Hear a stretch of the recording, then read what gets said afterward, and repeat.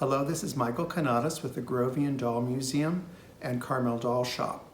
As promised, we are starting our once-a-month little mini-series on dolls. This month, the subject matter is going to be the masterworks of Jules Nicolas Steiner. In my opinion, and the opinion of other experts, French experts, he is the father of the French Bébé. He is the inventor of the French Bébé.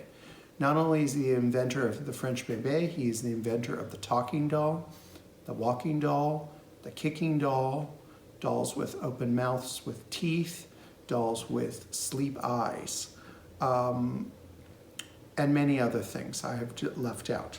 But we are going to cover these in our posts in the Grovian Doll Museum on Facebook. Most of that material will be imagery with text. We will start in a kind of chronological order of the material that we have. But what I found interesting is planning this, as we were going through our archive, we have over 40,000 images. And a lot of the images are French bébés. But what was really very curious is there weren't that many images of Steiners. Many Jumeaux, many Brews, other makers, but Steiners, yes, in our career we've had a good amount of them, but not as many as you would think. So the doll that I'm going to share today, and I guess, yes, this is out of order, is a Series A Steiner. And those of you that are beginning your doll journey, when you think of dolls, Series A, Series B, Series G, think of it as like automobiles with different models. So you might have the same head or the same body with a different head, but it's a different model. The reason that I've chosen this doll to be the first that we're going to talk about is it has a provenance. And French fashion dolls pretty regularly come with provenances of who owned them, history, etc. But for some reason, French bébés do not, and I don't know why, but they just don't. This one has a very compelling provenance. It's not the provenance of when the doll was new, although she's almost in new condition now. She belonged to a very good friend of ours that all of her family were murdered by the Nazis, and she was very fortunate. She's a contemporary of Anne Frank, as in the story of Anne Frank. She was very fortunate to be hidden by Christian families, and the lady was named Sida. Sida was always very emphatic to tell you that she was hidden by Christian families, so she was very grateful for that.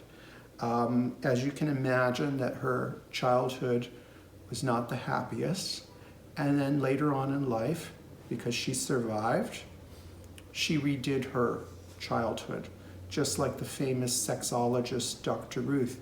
She redid her childhood, she collected beautiful things. Her background was, they were German Jews that were highly educated and very sophisticated. So she had a natural taste towards the beautiful things. So we have named in honor of Sida our Steiner Sida Pearl. A lot of times when people come to the museum, they don't notice her because there are other girls in the room that perhaps are a little more flashy. She's very monochromatic.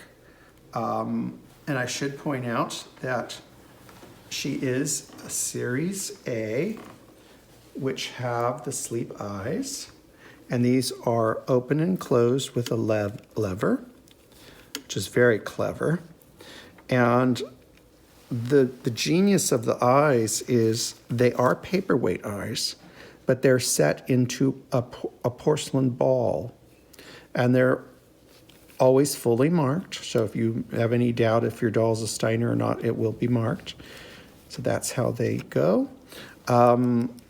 totally original clothes. I've never removed the clothes, and I have no intention to ever do so, because that really, they may not get back in onto the doll in the shape that they're in now. The costume is made, for our customers, for their information, machine sewing and hand sewing. All of these tucks in the front, those are all done by hand. Monochromatic lace.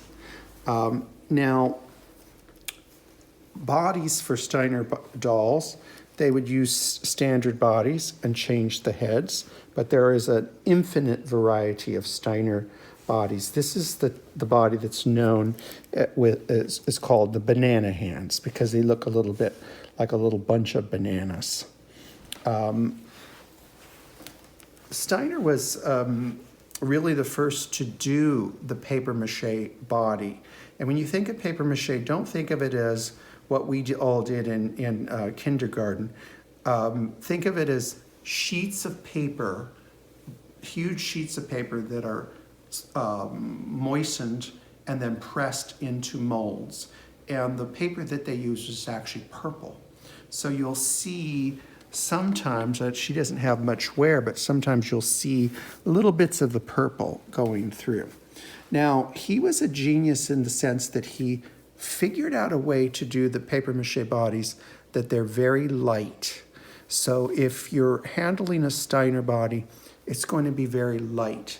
And I think that was economics. That was, there was a high duty on dolls to be shipped, exported to America, South America, the rest of Europe. So the lighter the product, the more cost saving it was. So we're going to start with this, which is out of order. Then we will go into order as in the earliest pieces. But this is just a little teaser of the start.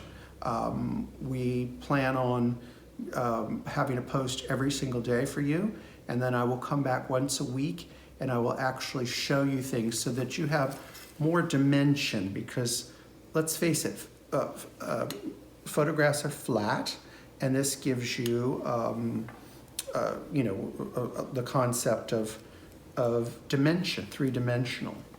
So anyways, this is where we're going, and I hope you enjoy the series, and follow us on Facebook, like it, give us a comment. If there are things that you want to see in the future, let us know, and we'll try to make that happen. So bye-bye, doll friends.